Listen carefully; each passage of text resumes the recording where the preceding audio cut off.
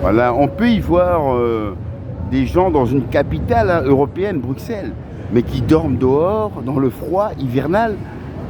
C'est invraisemblable. Bon, maintenant, vous allez me dire, mais on a une société quand même qui est équilibrée. Donc, est-ce qu'on peut pas prendre ces gens, les amener dans des endroits où, ben, tout simplement, c'est des gens, des bâtiments inhabités.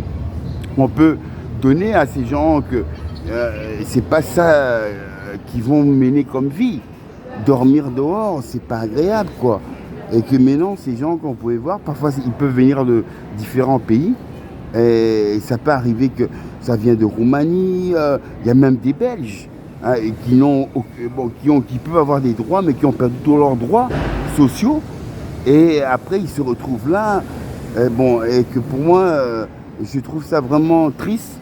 Et je voudrais bien que tu vois que le système de l'État belge me donne aussi la récompense que on peut prendre des systèmes sociaux, des camionnettes qui viennent voir ces gens et les amener dans des abris où ils peuvent être chauffés et après les diriger dans les appartements un peu de l'État. Donc en plus de construction de bâtiments pour l'État, pour le social et non de voir la pauvreté dans une capitale européenne. C'est vraiment triste.